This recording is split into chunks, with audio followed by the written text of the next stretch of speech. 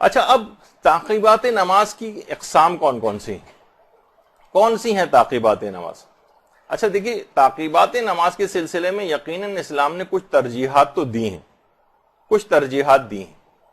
کہ زیادہ بہتر یہ ہے کہ یہ تعقیبات انجام دو، لیکن تعقیبات نماز انسان چاہے تو خود بھی ڈیزائن کر سکتا ہے، اس کا بھی اسلام نے اس کو اختیار دیا ہے۔ خود چوز کر لیں آپ، اپنی وقت کے مطابق، اپنے ذوق کے مطابق، بہت زیادہ ورائٹی ہے اس کے اندر تعقیبات نماز میں۔ یعنی ایک لحاظ سے تعقیبات نماز کو تقریباً ٹیلر میڈ طریقے سے آپ کر سکتی ہیں کہ کچھ یہاں کی چیز لے لی، کچھ وہاں کی چیز لے لی، اس طرح ملا کے تعقیبات بنا لی اپنے لیے کہ میرے پاس جتنا وقت ان نمازوں کے بعد ہوتا ہے، اپنے اسکول میں، کالج میں، یونیورسٹی میں، جاب کی جگہ پر، گھر میں رہتے ہوئے، کھانا پکانے کے دوران وغیرہ، تو کچھ نہ کچھ دعائیں اذکار اس میں مشغول، البتہ ان خاص شرائط کو تعقیبات میں خیال رکھنا پڑے گا جو بھی آگے چل کر آنے والی ہیں۔ تو یہ اپنے مطابق دیکھیں، اسلام نے تعقیبات میں ایک تو چیز کہی ہے دعا، ہر دعا تعقیب ہے، چاہے وہ اپنے گھر والوں کے لیے کریں، اپنے رشتہ داروں کے لیے کریں، اپنے لیے کریں، دعا۔ دوسرا ہے ذکر، پروردگار کا ذکر، اس کے نام پڑھیں، آپ اللہ کا کوئی بھی ذکر کریں، الحمدللہ، سبحان اللہ، اس طرح کی کوئی چیز جس کے اندر خود بخود اس ذکر کے اندر تسبیح فاطمۃ الزہرا سلام اللہ علیہا بھی آ جاتی ہے۔ صلی اللہ علیہ وسلم۔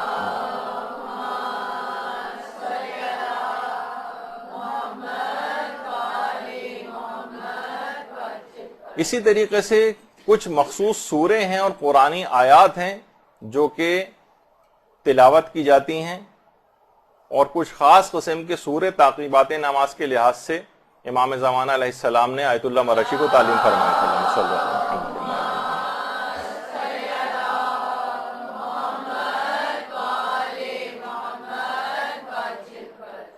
وہ پڑھے جاتے ہیں جو ابھی آگے چل کر ان کی بھی تفصیل آئے گی، ابھی ایک لسٹ آپ کے سامنے پیش کر رہے ہیں، پھر ان کی انڈیویجول تفصیل آئے گی۔ اس کے بعد ایک چیز اور بھی اس میں شامل ہے تعقیبات میں، جس پہ آج تک لوگ عمل کرتے نہیں دیکھے گئے، وہ ہے اللہ کی عظمت اور اپنی نفس کی حقارت میں تفکر کرنا۔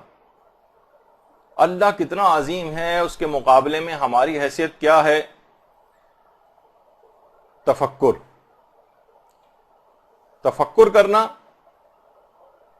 یہ خود ایک تعقیب ہے، مستقل ایک تعقیبات نماز ہے کہ تھوڑی دیر انسان بیٹھ کے غور و فکر کرے اللہ کی عظمت پہ، اس کی بڑائی پر، اور اس کے مقابلے میں اپنی ذلت کا احساس کرے، کتنا حقیر ہے اور کتنی عظیم شخصیت کی مخالفت کر رہا، اپنے پروردگار کی خود اپنی حقارت کو دیکھے اور اپنی مخالفت کو دیکھے، کس کی نافرمانی کر رہا ہے، اس پہ غور و فکر کرے۔ اور علماء فرماتے ہیں خود رونا، خود مناجات کرنا، یہ خود تعقیبات نماز میں شامل ہے۔ رونا، چاہے آپ کو بتکلف روئیں، چاہے آنکھوں سے فی الحال آنسو نہ بھی نکلیں، لیکن کچھ نہ کچھ گڑ گڑائیں، آواز کو ایسا بنائیں کہ جس طریقے سے، یہ خود ایک تعقیب ہے، مستقل رونا۔ عام طور پر یہ بھی ہمارے ہاں رائج نہیں ہے، اس کو رائج کرنا چاہیے، تعقیبات نماز کی فہرست میں شامل۔ باقاعدہ ہمارے ایسے علماء گزرے ہیں جو اپنے شاگردوں کو کہتے تھے کہ کل میں تم تمام لوگوں کے، پہلے بھی ہاسٹل سسٹم ہوا کرتا تھا یا طالب علموں کے گھر بھی ہوتے تھے، تو استاد نے کہا تھا میں درس دینا موقوف کر دوں گا اور روزانہ نماز فجر سے پہلے تم لوگوں کے حجروں، کمروں اور گھروں کی طرف میں آؤں گا، اگر گھروں سے رونے کی، مناجات کی آواز مجھے نہیں آئی تو تم لوگوں کو درس دینا بند۔ تو طالب علموں کو احساس ہوا کہ اس بات کی کتنی زیادہ اہمیت ہے، رونے کی، مناجات کی، پروردگار کے سامنے گڑ گڑانے کی۔ تو خود ایک مستقل تعقیبات نماز میں شامل ہے رونا، اپنے گناہوں کو یاد کر کے انسان روئے، اللہ کی محبت اور شوق کے اندر انسان روئے، بہرحال کسی بھی طریقے سے رونا سیکھے۔ کچھ علماء کہتے ہیں کوئی بھی نیک کام بھی تعقیب ہو سکتا ہے، کوئی بہت اہم کام، جیسے اکثر یہ ہوتا ہے کہ بہت سے علماء حضرات ہیں بہت زیادہ مصروف ہیں، نماز پڑھنے اسی دوران مثلا ٹیلی فون ان کے پاس آ رہا ہے، کوئی مسائل نماز کا کوئی مسئلہ پوچھ رہا ہے، یا کوئی اور اہم کوئی کام، کہ ویسے تو انسان تعقیبات میں مشغول ہے، لیکن کوئی اہم کام، کوئی اہم بات جس کا اسلام سے کوئی تعلق ہو، کوئی بھی نیک کام جس کا اسلام سے تعلق ہو۔ اگرچہ بہت سے علماء نے اس میں ایک اشکال بھی ظاہر کیا، لیکن اوور آل زیادہ تر مجتہدین کا بہرحال یہ نظریہ ہے کہ کوئی بھی نیک کام بھی تعقیب کے اندر شامل ہو سکتا ہے۔ اچھا، اہم ترین تعقیبات نماز کے سلسلے میں آیت اللہ شبیری زنجانی نے ایک باقاعدہ دستور العمل دیا ہے. آیت اللہ شبیری زنجانی، تقریباً آیت اللہ شبیری زنجانی ماشاءاللہ سے حیات علماء میں شامل ہیں، اور آغا سیستانی کے احتیاط واجب میں کچھ لوگ وحید خراسانی کی طرف رجوع کرتے ہیں، کچھ لوگ آیت اللہ شبیری زنجانی وغیرہ کی طرف بھی رجوع کرتے ہیں. تو 8 اہم ترین تعقیبات آیت اللہ شبیری زنجانی نے اپنے ایک دستور العمل میں بتائی ہیں، اور کہا ہے کہ اسی ترتیب کے ساتھ اس کو پڑھا جائے جس ترتیب سے میں بتا رہا ہوں، اسی ترتیب سے پڑھیں. اور فرماتے ہیں کہ اس میں سے 5 اعمال تو وہ ہی ہیں جو کہ آیت اللہ شیخ حسن علی نخودکی اصفہانی نے امام خمینی کو تعلیم فرمائی تھی. اکثر تو آپ لوگ اس سے واقف ہیں. امام خمینی کا وہ دستور العمل جو شیخ حسن علی نخودکی اصفہانی نے امام خمینی کو دیا تھا، اور کہا تھا کہ اگر اس پہ تم عامل رہے تو دنیا اور آخرت کی تمام کامیابیوں کو حاصل کر لو گے. اور امام خمینی اس پر کاربند ہوئے، اور اس کے بعد آپ نے دیکھا کیسا کامیابیوں نے دنیا کے اعتبار سے قدم چومے اور آخرت کو بھی انہوں نے حاصل کیا. تو 5 تو اعمال کہا کہ وہی انجام دو. اچھا، بہت سے لوگوں نے باقاعدہ اس کی تحقیق بھی کی ہے کہ جو لوگ ان 5 اعمال کو انجام دیتے ہیں، اور ان 3 اعمال وہ بعد میں تاکہ مل کر 8 ہو جائیں، تو ان کو حقیقتاً بے پناہ کامیابیاں حاصل ہوئیں اسی دنیا کے اندر، اور انشاءاللہ آخرت کے اندر بھی جو پروردگار نے دنیا میں اتنی کامیابیاں دیں تو آخرت میں بھی کامیابی نصیب کرے گا. اس میں سب سے پہلی چیز آیت اللہ شیخ حسن علی نخودکی اصفہانی نے بھی بتائی، اور آیت اللہ شبیری زنجانی کے وہ 8 دستور العمل کے اندر، جو 8 نکاتی دستور العمل ہے، اس کے اندر سب سے پہلی چیز ہے آیت الکرسی. آیت الکرسی، اور اس میں فرماتے ہیں کہ وَهُوَ الْعَلِيُّ الْعَظِيمُ تک اس کو پڑھا جائے، ہم فیہا خالدون تک نہیں. کوئی پڑھنا چاہے تو پڑھ بھی سکتا ہے، لیکن جب عملیات کے اندر کوئی خاص عدد بتایا جائے یا کوئی خاص تاکید ہو تو اس پر پھر عمل کرنا چاہیے. وَهُوَ الْعَلِيُّ الْعَظِيمُ تک آیت الکرسی کو پڑھیں. یہ انشاءاللہ تسبیح حضرت زہرا کے متعلق جو ہماری اگلی نشست ہوگی اس کے اندر یہ والی بات آئے گی کہ عدد کی اہمیت کیا ہوتی، الفاظ کی اہمیت کیا ہے کہ کوئی اضافہ اور کمی اس کے اندر نہ کیا جائے. اور روایت میں یہ بات بھی آئی ہے کہ اتنا اہم عمل ہے یہ نماز کے بعد، فوراً نماز کے بعد آیت الکرسی پڑھنا، کہ روایات میں یہ آئی ہے کہ اس پر جو مداومت ہے سوائے صدیق کے کوئی اور نہیں کر سکتا ہے. انبیاء کے ساتھ صدیقین کا نام آتا ہے، جو انبیاء کی تصدیق کرتے رہیں یا جو سچے ترین افراد ہیں. قرآن میں بھی انبیاء کے ساتھ صدیقین کا نام آیا ہے کہ سمجھے ایک درجہ ہی ایک لحاظ سے ان کا کم انبیاء سے رہ جاتا ہے، یعنی جس طریقے سے روایات اور آیات کے اندر بات بیان ہوئی. تو اتنا اہم ہے کہ انسان اگر اس پہ مداومت کرے اور ہمیشہ نماز کے فوراً بعد آیت الکرسی پڑھے تو اس کا شمار صدیقین میں ہو جائے گا، اور جو اس پہ مداومت نہیں کر پاتا وہ سمجھ جائے کہ مقام صدیق تک نہیں پہنچ سکا ہے. تو اس پہ مداومت کرنا. اور روایات میں یہ بھی بات آئی ہے کہ اگر کوئی شخص روزانہ نماز کے فوراً بعد آیت الکرسی پڑھے تو اس کے اور جنت کے درمیان فقط موت حائل ہے. بس ادھر موت آئی اور ادھر بغیر کسی حساب کتاب کے براہ راست جنت کے اندر پہنچ جائے گا. اللہم صلی علی محمد.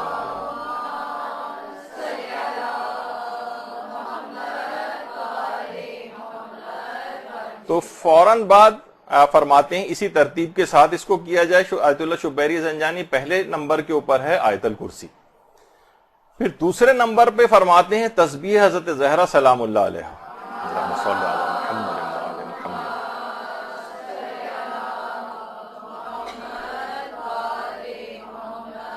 یہ خود اتنا ایک مستقل عنوان تھا کہ آج کوشش کے باوجود بھی میں اس کو نہیں لے پاؤں گا، اور اس کے لیے ایک علیحدہ نشست کا سوچا کہ اسی کے اندر ایک ساتھ ہی اس کو بیان کیا جائے تاکہ 2 ٹکڑوں میں تقسیم نہ ہونے پائے. تسبیح حضرت زہرا، اس کے بعد پھر ہے 3 مرتبہ سورہ توحید کی تلاوت. 3 مرتبہ سورہ توحید. اس کے بعد ہے 3 مرتبہ درود. درود بھیجیے نا محمد علیہ اللہم صلی اللہ علیہ.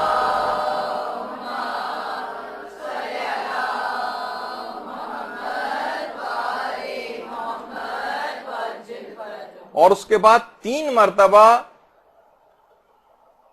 2 آیات ہیں سورہ طلاق کی، تو سورہ طلاق کی دوسری آیت کا آخری جز اور آیت نمبر 3 وَمَن يَتَّقِ اللَّهَ يَجْعَل لَّهُ مَخْرَجًا سے جو شروع ہوتی، فی کل شیء قدرات پہ جا کر ختم ہوتی، یعنی سورہ طلاق کی دوسری آیت کا آخری حصہ جو وَمَن يَتَّقِ اللَّهَ سے شروع ہوتا ہے، اور اس کے بعد آیت نمبر 3 مکمل۔ اچھا، یہ جو امام خمینی کا جو 5 نکاتی یہ دستور العمل ہے، جو آیت اللہ شیخ حسن علی نخودکی اصفہانی نے تعلیم کیا تھا، اکثر لوگ ظاہر ہے جب اس کی زیادہ شہرت ہوئی تو لوگوں نے کہا کہ اس کی آتھینٹسٹی کیا ہے، کیسے پتہ چلے؟ تو سب سے پہلے دیکھیے بتا دی جائے کہ آیت اللہ شیخ حسن علی نخودکی اصفہانی اتنی عظیم شخصیت تھی کہ دیکھیے امام خمینی جیسا عارف ان کے پاس دستور العمل کے لیے جایا کرتا تھا۔ کہہ رہے کسی نے آیت اللہ شیخ حسن علی نخودکی اصفہانی کو انتقال کے بعد خواب میں دیکھا۔ اچھا، مشہد میں امام رضا کے روضے کے احاطے میں، اللہم صلی علی محمد،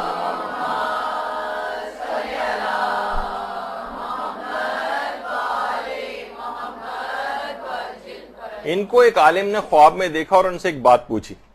اچھا، مشہد میں امام رضا کے روضے کے احاطے میں دفن ہے، اور جب زیارت ایران کے دروس ہوئے تھے ہمارے، اس کے اندر بھی میں نے بات بتائی تھی کہ ان کی وصیت تھی کہ مجھے بہت ہی زیادہ گہری قبر کھود کے دفن کیا جائے۔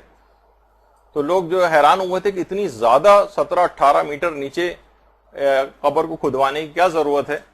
تو بعد میں پتہ چلا کہ آیت اللہ نے ایک بات کیوں کہی تھی کہ جب حرم کی ایکسٹینشن ہو رہی تھی اور اس کے بعد کھدائی ہو رہی تھی تو کتنی قبروں کو یہاں سے منتقل کیا گیا کہ نیچے جو ہے مثلا ایک بیسمنٹ بھی بننی ہے اور پارکنگ ایریا وغیرہ بھی بننا ہے، تو وہ بننے کے باوجود بھی ان کی قبر وہیں پر ہی رہی، بالکل اتنا نیچے، تاکہ وہ اس کے باوجود بھی ان کو کسی جگہ منتقل کرنے کی ضرورت پیش نہیں آئی۔ اس وجہ سے انہوں نے وصیت کی تھی۔ تو بہرحال ان سے ان عالم نے پوچھا کہ انتقال کے بعد آپ کے ساتھ کیا ہوا؟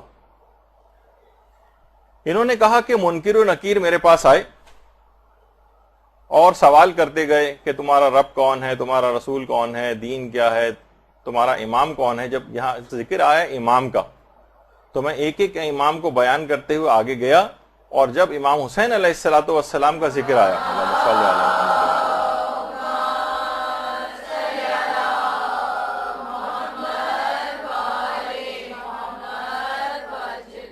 تو میں نے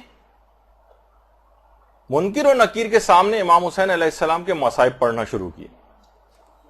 منکر و نکیر بھی زار و قطار رونے لگے اور میں بھی رونے لگا، اور شاید تاریخ کی جو ہمارے جہاں تک علم میں ہے پہلی مجلس ہوئی ہے جو قبر کے اندر ایک مردے نے پڑھی اور منکر و نکیر اس کے سامعین اور حاضرین۔ مصائب کے اختتام پر منکر و نکیر نے ایک دوسرے کی طرف دیکھا اور کہا کہ اب اس سے کچھ پوچھنے کی ضرورت نہیں، اس نے امام حسین کے مصائب پڑھ دیے، اب اس سے کچھ پوچھنے کی ضرورت نہیں، اور اس کے بعد منکر و نکیر اٹھ کر وہاں سے چلے گئے۔ تو اتنی عظیم شخصیت تھی آیت اللہ شیخ حسن علی نخودکی اصفہانی کی، انہوں نے امام خمینی کو یہ چیزیں تعلیم کی تھیں، اور اس کے خود راوی جو ہیں آیت اللہ شبیری زنجانی، آیت اللہ شبیری زنجانی، ان کے بیٹے جعفر شبیری زنجانی، یہ ان کے بیٹے، انہوں نے بھی کہا کہ ایک بار سفر زیارت امام رضا کے لیے میرے والد شبیری زنجانی امام خمینی کے ساتھ تھے، اور اس زمانے میں 30-40 سال کی غالباً امام خمینی کی عمر تھی۔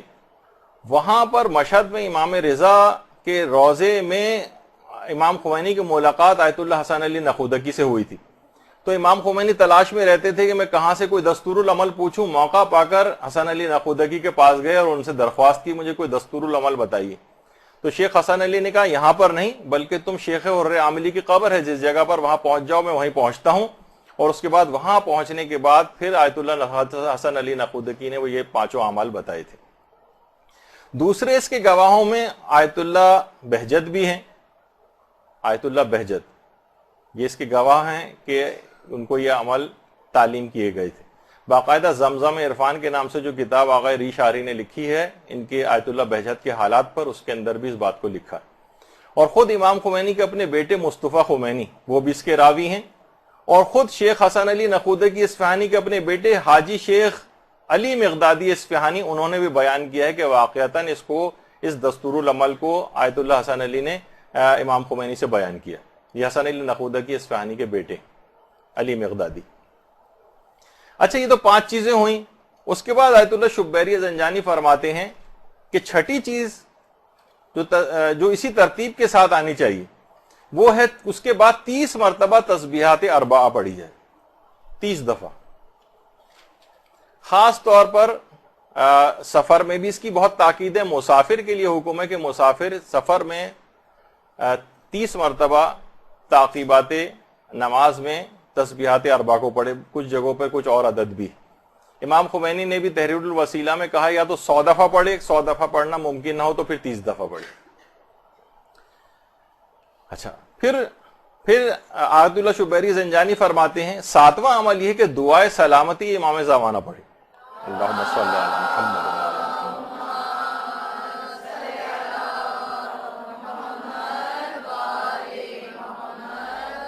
اللہم کن لولیک الحجت والی.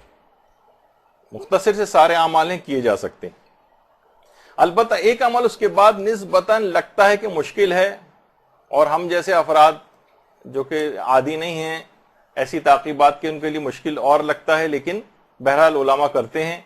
وہ فرماتے ہیں 400 بار ایک ہی سانس میں یا واسعو یا وہابو پڑھیں.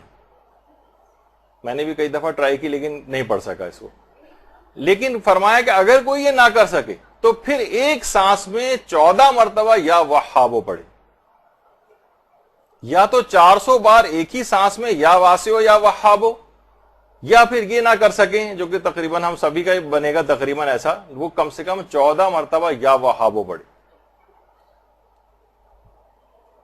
یا وہابو سجدے میں جانے کے بعد. تو یہ اچھا، اب یہ جو اعمال ہیں آیت اللہ شبیری زنجانی فرماتے ہیں کہ یہ جو آخری عمل ہے خاص طور پر یہ 400 مرتبہ والا، یہ فرماتے ہیں کہ یہ میں نے کسی کتاب کے اندر تو نہیں دیکھا ہے اس کو، لیکن آیت اللہ سید ابو الحسن مرتضوی جو بہت بڑے اہل علم، اہل ذکر اور اہل دعا تھے، انہوں نے تمام مادی مشکلات کے لیے اس عمل کو بہت مجرب بتایا. کوشش کرے انسان اپنے اس کو بڑھانے کی. شروع میں بہت مشکل لگتا ہے، ہو سکتا ہے 50 کے بعد آپ کی سانس ٹوٹ جائے، لیکن بہت سارے لوگ آپ دیکھتے ہیں کہ اپنی صلاحیت میں اضافہ کرتے ہیں اور کوشش کر کے اس کو بڑھاتے ہوئے لے جائیں، یا متعدد سانس میں کرنے کی کوشش کریں، یا نہ کر سکیں تو کم سے کم 14 مرتبہ یا وہابو تو سجدے میں پڑھیں. اور آیت اللہ حاج رضا صدر وہ فرماتے تھے کہ میں شدید مالی مشکلات کا شکار تھا، لیکن جب میں نے ان 8 اعمال کو جب سے کرنا شروع کیا، اتنی جلد میرے حالات تبدیل ہوئے کہ وہ سب کی سب مشکلات رفع ہو گئی. یہ جو 8 ابھی آیت اللہ شبیری زنجانی کے نے جو بتائے گئے اعمال ہیں، یہ خود آیت اللہ حاج رضا صدر نے جو ہے اس کو کیا تو کہتے ہیں میری ساری مالی مشکلات اور بلکہ اور جتنی بھی پریشانیاں تھیں وہ ساری رفع ہو گئی. اچھا، پھر اس کے بعد تعقیبات نماز میں باقاعدہ جو مسائل فقہ کی کتابیں ہیں مفصل، اس کے اندر مجتہدین نے اس دعا کو پڑھنے کی جو تعقیبات نماز میں عام طور مل بھی جاتی ہے، لا الہ الا اللہ الہا واحدا ونحن لہ مسلمون، اور پھر آگے چل کے اس کے اندر وہی لا الہ الا اللہ وحدہ وعدا انجزا وعدا ونصر عبدا، اس طرح سے پوری دعا جو پڑھی جاتی. اور یہ تعقیبات کے اندر لکھی ہوئی لیکن بہت ہی اہم تعقیبات کے اندر یہ شامل ہے، اس کو بھی پڑھنا چاہیے.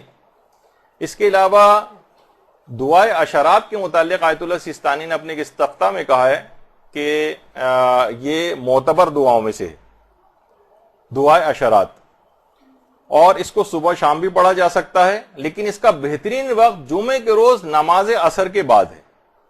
سب سے ویسے تو صبح بھی پڑھ سکتے ہیں، شام کو بھی پڑھ سکتے ہیں، نمازوں کے تمام بات پڑھ سکتے ہیں، لیکن اس کا اصل اور بہترین وقت نماز جمعے کے روز نماز عصر کے بعد ہے.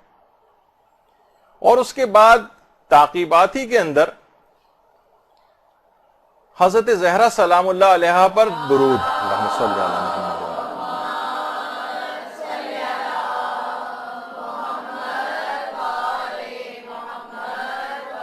حضرت زہرا پر خصوصیت کے ساتھ الگ سے درود تعقیبات کے اندر علماء نے شامل کیا ہے. باقاعدہ معجم جو صحیفۃ الزہرا کے نام سے ہے اور اس میں تمام چیزیں جمع کی گئی ہیں، شیخ جواد قیومی کی جو کتاب ہے اس میں پیغمبر کی ایک روایت بھی ہے کہ اے فاطمہ جو بھی تم پر درود بھیجے گا، اللہم صلی علی محمد،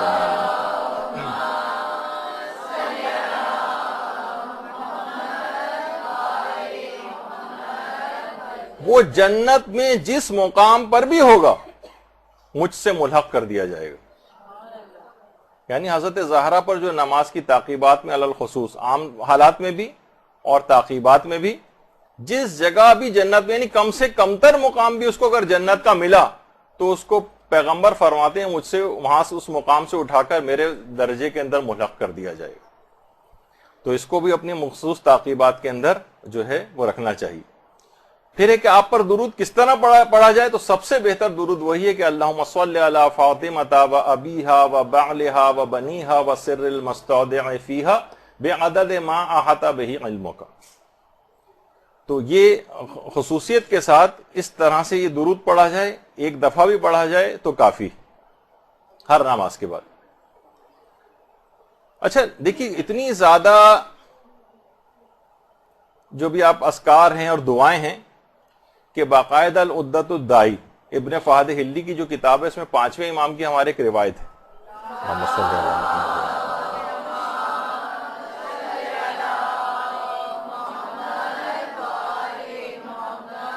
پانچویں امام فرماتے ہیں کہ جب بھی کوئی بندہ نماز میں مشغول ہو اور نماز کے بعد جب بھی کوئی بندہ نماز میں مشغول ہوتا ہے تو پروردگار عالم جنت کی حور کو اس کے پاس بھیجتا ہے. اب اگر بندہ مومن نماز کے بعد پروردگار سے حور کا سوال کرتا ہے نماز سے فارغ ہونے کے بعد تعقیبات میں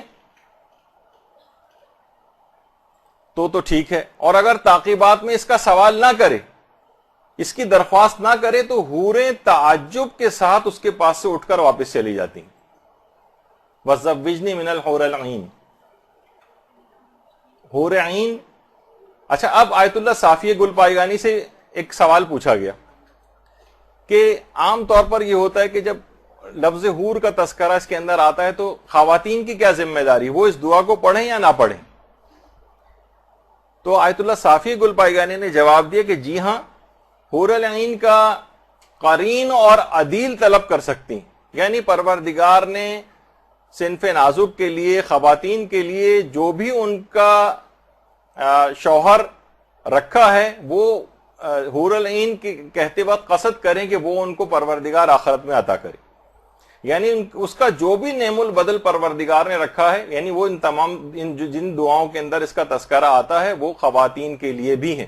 عام طور پہ خواتین سوچتی ہیں کہ شاید یہ مردوں کے لحاظ سے دعا ہے، نہیں، خواتین بھی اس دعا کو پڑھ سکتی ہیں. اور آیت اللہ ناصر مکارم شیرازی تو یہ فرماتے ہیں کہ حور کا اطلاق مذکر پر بھی ہو سکتا ہے. البتہ آیت اللہ محمد حسین طباطبائی وغیرہ نے اس میں اشکال کیا ہے، لیکن بہرحال جو آیت اللہ ناصر مکارم کا ہے کہ حور کا اطلاق مذکر پر بھی ہو سکتا ہے. اور باقاعدہ بہار کی جو پہلی جلد ہے اس میں بھی روایت ہے کہ عورتیں بھی جنت میں اپنی پسند کے شوہر منتخب کر سکیں گی، اور جنت میں ان کی تزویج جنتی مردوں کے ساتھ ہوگی.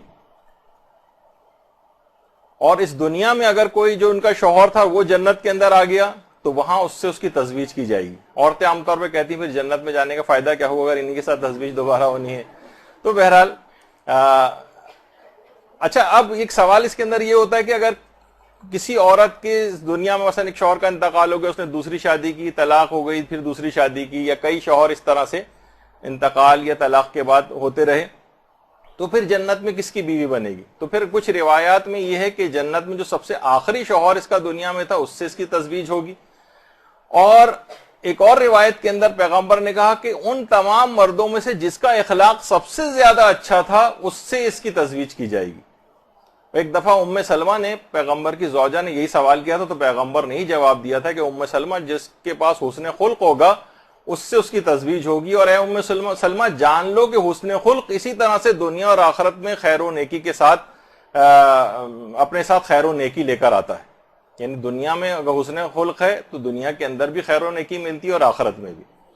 اور ایک دفعہ ام حبیبہ نے بھی پیغمبر سے یہی سوال کیا تھا تو دوسری روایت میں پیغمبر نے یہی جواب دیا تھا. تو بہرحال مختصر کہنے کا یہ ہے کہ جو بھی ان کے لیے قرین اور عدیل ہوگا، ان کا جو بھی آلٹرنیٹ ہوگا حور کا، وہ خواتین کے لیے بھی ان دعاؤں کو پڑھنے کی اس لحاظ سے تاکید ہے کہ وہ ان کو ملے گا. اچھا، اب اس کی اتنی زیادہ اہمیت ہے اس بات کی، یعنی کہ یہ ایسی ہوائی ٹائپ کی بات نہیں ہے، معاذ اللہ روایات کے اندر تو بھی یہ باتیں آئی ہیں اور خود دنیا میں بھی لوگوں نے مشاہدہ کی ہیں. آیت اللہ سید محمد حسین طباطبائی یہ فرماتے ہیں کہ اپنا اس زمانے کا واقعہ بتاتے ہیں کہ جب یہ خود جوان ہوا کرتے تھے، اور کہہ رہے ہیں میں اپنے دستور العمل کے لیے اور اخلاقیات اور درس عرفانیت کے لیے میں آیت اللہ مرزا علی آقا قاضی کی خدمت میں جایا کرتا تھا. اچھا، آیت اللہ مرزا علی آقا قاضی جو ان کے استاد تھے اور بڑے آیت اللہ بہجت کے، امام خمینی کے اور سبھی تقریباً عرفا کے استاد میں ان کا شمار ہوتا تھا. آپ کا ایک حجرہ مسجد کوفہ میں تھا، اس زمانے کی جو مسجد کوفہ تھی اس میں ایک حجرہ تھا جہاں پر عبادت کرتے تھے، اور دوسرا ان کا حجرہ مسجد سہلا میں تھا.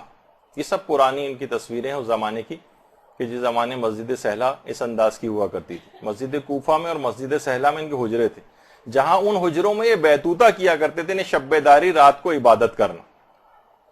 اور اس کے بعد بھی آیت اللہ شیخ حسن آیت اللہ مرزا علی آقا قاضی جو ہیں، انتقال کے بعد جو نجف کا وادی السلام قبرستان ہے وہاں پر ان کا باقاعدہ ایک مقبرہ ہے. بالکل آپ جیسے ہی وہاں اس طرف جاتے ہیں تو پہلے ہی الٹے ہاتھ پہ کچھ ہی دور جا کر ان کا جو ہے وہ مقبرہ آ جاتا ہے. تو یہ وہاں شب داری کیا کرتے تھے. تو کہتے تھے کہ نماز کے بعد، یعنی باقاعدہ علی آقا قاضی آیت اللہ محمد حسین طباطبائی سے فرماتے ہیں کہ کبھی بھی اگر نماز کے بعد تعقیبات میں یا تلاوت قرآن کرتے ہوئے کبھی تمہیں کوئی خوبصورت چہرہ نظر آنے لگے تو خبردار اس کی طرف التفات نہ کرنا اور اپنی عبادت کی طرف توجہ کو مرکوز کرنا. آیت اللہ طباطبائی فرماتے ہیں کہ اس زمانے میں مسجد کوفہ میں ایک دن ذکر الہی اور تعقیبات نماز میں مشغول تھا، تو میں نے دیکھا کہ جنت کی حوریہ شراب طہور کا جام لے کر میرے پاس آئی. دیکھیے بعض اوقات وہ چشم برزخی انسان کی کھل جاتی ہے اور ملائکہ کو اور حوروں کو اپنی آنکھوں سے بھی دیکھنے لگتا ہے. تو کہہ رہے ہیں فوراً اپنے استاد کی بات میرے دماغ میں آئی کہ خبردار اس موقع پر اس کی طرف التفات نہ کرنا، ورنہ تم جو اصل جو جلوہ حق ہے اس سے کہیں تم ایسا نہ ہو کہ ادھر ادھر ہو جاؤ اور صرف اپنی نمازوں کے اوپر توجہ کرنا. وہ ایک طرف سے شراب طہور کا جام لے کر میرے پاس آئی، میں نے اپنے چہرے کو پھیر لیا. وہ پھر دوسری طرف سے آئی، میں نے اپنے چہرے کو پھر دوسری طرف پھیر لیا، یہاں تک کہ وہ مایوس ہو کر چلی گئی. تو باقاعدہ جو واقعہ ہے سیمائے فرزانگان، اس کے اندر بھی یہ واقعہ ہے جو کہ درخشاں چہرے کے نام سے ایک کتاب اردو ترجمہ بھی ہو چکی. تو یہ چیزیں ایسی ہیں کہ یہ آنکھوں سے نظر بھی آ سکتی ہیں. تو اگر کوئی تعقیبات میں اس حد تک منہمک ہو جائے اور عرفانیت کے کسی مقام تک جائے اور کبھی ایسا ہو تو وہ ان کی طرف التفات نہ کرے اور اپنی عبادتوں کی طرف توجہ مرکوز رکھے. اچھا، ہر نماز کے بعد کچھ خاص قسم کی تعقیبات ہیں. آپ تو اس مفاتی کے اندر بھی دیکھتی ہیں تعقیبات مشترکہ ہیں، پھر ہر نماز کے بعد الگ الگ تعقیبات بھی. اس پہ تو ہم زیادہ وقت نہیں لگائیں گے کہ وہ تو ہر شخص اس سے واقف ہے. جیسے وہی رضیت باللہ ربًا وبمحمد صلی اللہ علیہ وآلہ نبیًا والی جو دعا ہے یہ آپ کو ہر جگہ جو ہے مل جاتی ہے. اور اس کے علاوہ نماز صبح کی تعقیبات ہیں، لا حول ولا قوۃ الا باللہ العلی العظیم سے جو شروع ہوتی ہے. اس کے علاوہ پھر نماز ظہر کی جو تعقیبات ہیں، لا الہ الا اللہ العظیم الحلیم، لا الہ الا اللہ رب العرش الکریم سے شروع ہوتی ہے، یہ بھی اس کے اندر موجود ہے. آپ تعقیبات نماز میں بھی، مفاتی کے اندر بھی تعقیبات نماز اثر ہیں، استغفر اللہ الذی لا الہ الا هو الحی القیوم الرحمن الرحیم ذو الجلال والاکرام والی. اس کا بھی اتنا وقت نہیں ہے کہ اس کو پورا پڑھیں، لہٰذا آپ کو آرام سے مل جائیں گی. اسی طریقے سے نماز مغرب کی ہے، اللہم انی اسألک موجبات رحمتک والی دعا. اور نماز عشاء کی تعقیبات میں ہے اللہم انہ لیس لی علم بموضع رزقی. خاص طور پر رزق کے سلسلے میں تو انتہائی مجرب، اور اس کو باقاعدہ ترجمے کے ساتھ بھی اگر آپ پڑھیں تو بہت لطف آئے گا ان تعقیبات کو پڑھنے کا. تو کچھ خاص دعائیں ہیں، تو یہ تو پرسکرائبڈ ہیں، کتابوں کے اندر دی ہوئی ہیں. ان کو بھی اپنے دیکھیے، باقاعدہ ایک کیلنڈر کی ڈائری بھی مرتب آپ کر سکتی ہیں. کہ جس کے اندر آپ نہ ڈیوائڈ کر دیں ان تمام چیزوں کو، تمام سوروں کو، تعقیبات کو، دنوں کے اعتبار سے بھی، کہ ہو سکتا ہے کہ اتنی زیادہ تعقیبات آپ سوچیں یہ تو ہم ایک وقت میں کر نہیں سکتے، جاب پہ، ڈیوٹی پہ، گھر کے کاموں میں، اور مختلف اسکول، کالج، یونیورسٹی میں بھی ممکن نہیں ہوتا، کسی گھر جائیں وہاں ممکن نہیں ہوتا، تو آپ ایسا ڈیزائن کر سکتی ہیں کہ دنوں میں ڈسٹریبیوٹ کر لیں تاکہ تمام تعقیبات کے فوائد سے بہرہ مند ہو سکے. اچھا لیکن یہ تو ہے کہ خود سے ڈیزائن کر سکتی ہیں، لیکن کچھ ترجیحات ضرور ہیں جو کہ شریعت نے بتائی ہیں کہ ان کو ضرور اگر ہو سکے تو فالو کریں. جیسے یہی ہم نے بتایا کہ 3 مرتبہ نمازوں کے بعد جو تکبیرات ہیں یہ تو تقریباً ہر شخص ویسے ہی کہتا ہے. اس کے علاوہ تسبیح حضرت زہرا یہ بھی ہر شخص عام طور پر پڑھتا ہے.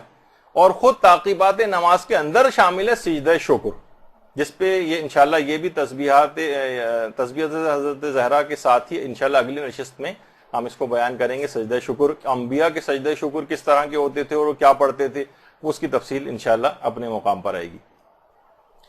اچھا، ایک خاص یہ تو 3 علل خصوص تعقیبات کے اندر شامل ہیں. چوتھی تعقیب تمام نمازوں کے سلسلے میں نہیں ہے، وہ صرف نماز فجر سے مخصوص ہے. وہ یہ ہے کہ انسان فجر کی نماز جس وقت بھی ختم کرے، یعنی اپنے ادا وقت میں جس وقت بھی انسان فجر کی نماز پڑھ کر ختم کرے، اس کے بعد سے لے کر سورج نکلنے تک مصلی پر بیٹھ کر ذکر خدا کرے. یہ صرف فجر کی مخصوص تعقیب ہے، یہ کسی اور نماز کے لیے حکم نہیں ہے کہ ظہر و عصر کی نماز مثلا اگر پڑھے اس کے بعد بیٹھا رہے یہاں تک کہ غروب ہو جائے. یہ نہیں، صرف فجر کے لیے ہے کہ فجر کی نماز جس وقت بھی وہ ختم کرے، اس کے بعد سے لے کر سورج نکلنے تک مصلی پر بیٹھ کر دعا اور ذکر وغیرہ پڑھے. یہ خصوصیت ہے اس کی.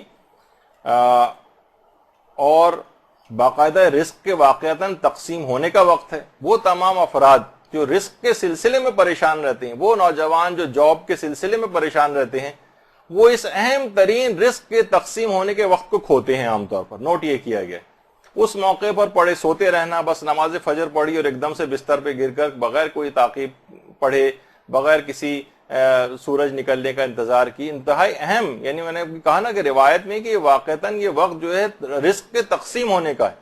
جس وقت تقسیم ہو رہا ہے اس وقت آپ پڑھے سو رہے ہیں، تو اس کے بعد پھر کیسے امید رکھیں گے کہ آپ کو معاشی مشکلات آپ کی جو ہے حل ہو سکیں گی. تو کسی کا اگر کاروبار میں کوئی نقصان ہو رہا ہے، کوئی بے روزگار ہے مثلا، مالی مشکلات وغیرہ کے شکار ہیں، وہ کم سے کم اس خصوصی تعقیب کو جو نماز فجر سے متعلق ہے کہ مصلی پر بیٹھے رہنا یہاں تک کہ سورج نکل آئے، اس دوران تسبیحات و اذکار پڑھنا، اس کو ہرگز فراموش نہ کریں.